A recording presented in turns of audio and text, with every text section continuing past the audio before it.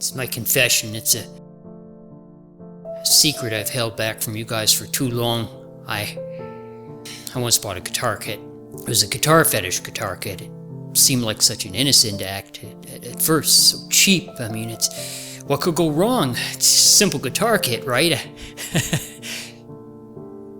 I was truly unprepared for what I'd see when I opened the box. The body was plugged to the gills with wood filler, and not the expensive kind of wood filler either, the cheap Chinese white wood filler. It was a horrible sight. The hardware, I mean, if I could call it that, I mean, it was just being charitable. I mean, it was garbage. It practically fell apart in my hands, and when I examined the cavities, the cavities were off by inches.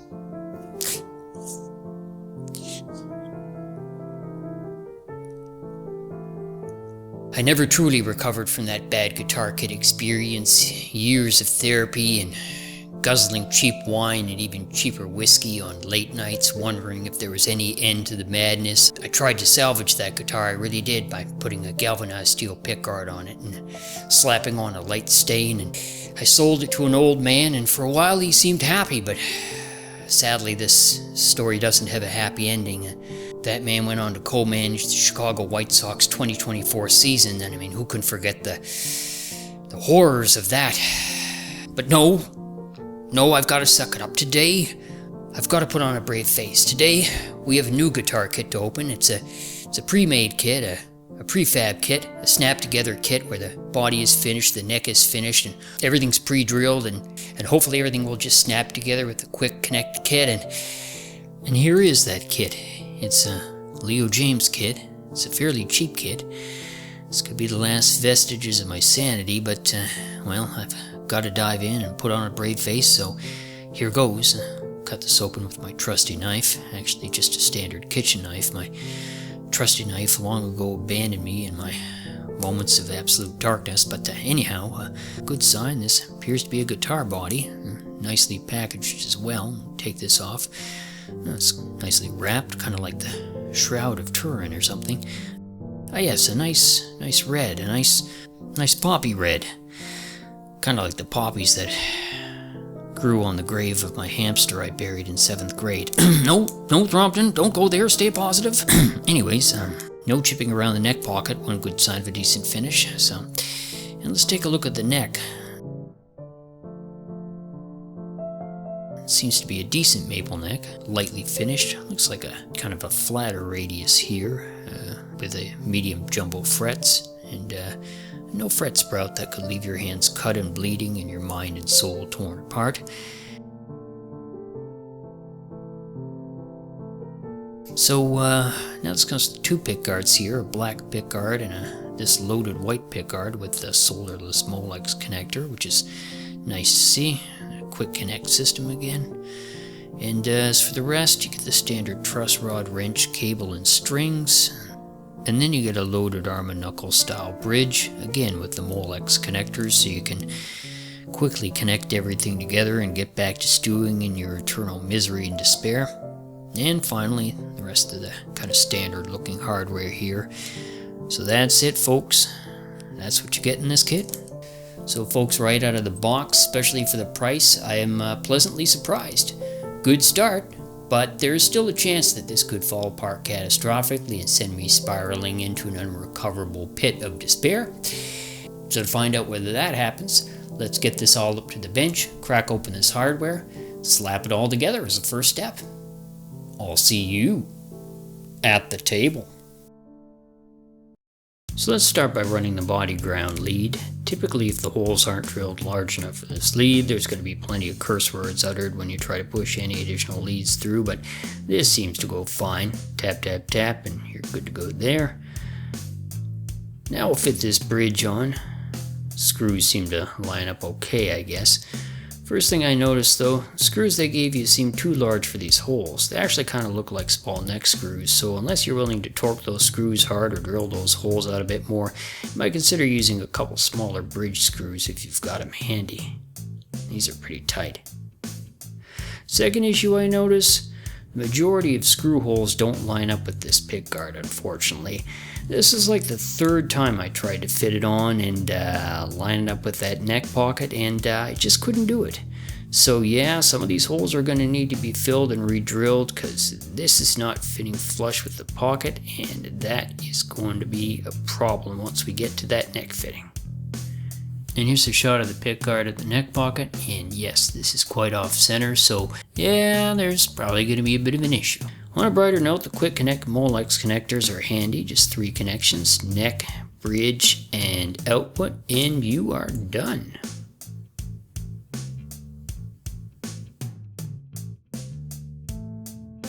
Now at this point too, I was worried about the neck not fitting in place, and that's a deal breaker for me or anybody for that matter, but luckily they got this part right. Holes were pretty exact and the neck screwed in just fine, so big relief there.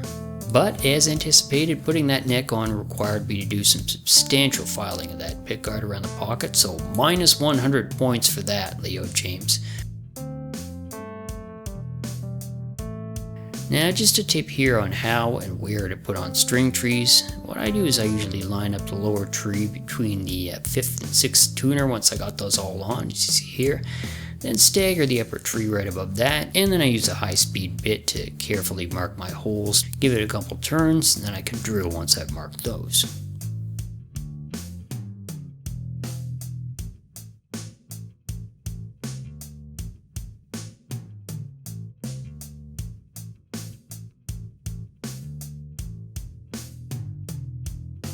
Now I've encountered a final big issue here. I tried to adjust the truss rod because the neck was way back bowed out of the box, but as you can see, this truss rod is pretty badly set in the neck and miles off center. So I had to carve away at the heel just to ram a wrench in there to give it a single turn. Needless to say, a guitar with a truss rod issue, especially straight from the factory, gets a 0 out of 10 in my books, so Leo James, you have failed miserably for this ugly, off-center, barely functional piece of crap. And, yeah, that's all I gotta say about that. Well, now it's all together, and you'll note, of course, that I swapped out that lame white pickguard with crappy neck pickup for a cream guard with Wilkinson Mini Hummer, so we'll see how that sounds. For what it's worth, let's hear a quick demo to see if I can actually squeeze anything useful out of this slab of bitter disappointment.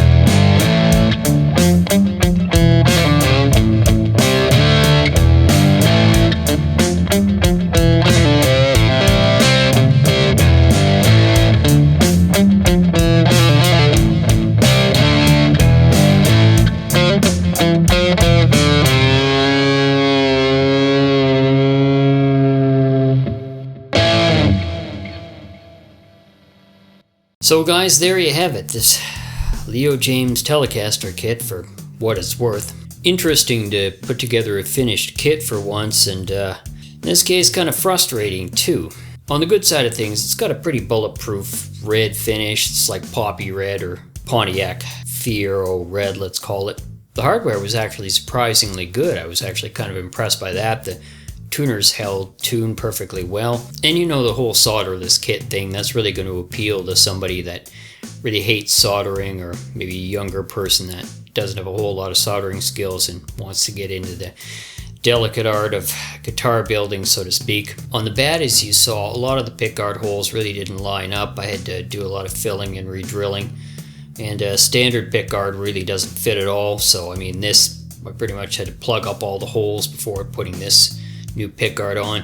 Surprisingly, the control plate didn't fit either. I mean, that was drilled improperly, even though that's only held in by 2 screws. And the truss rod issue, unacceptable. Goes without saying. The neck of your guitar ships from the factory so backbowed that it's buzzing like Roseanne Barr chewing on a bag of angry bees. Didn't you realize there's a problem with the way the truss rod sits in the pocket and you can't even get a wrench in there to do a single turn? At that point, you're liable to go crazy, strip naked, light your hair on fire, and run through a Walmart singing old war songs from the Han Dynasty. Anyways, folks, when it comes to the million-dollar question as to whether or not I'd recommend this guitar, the answer is an unequivocal no. No, I would absolutely not.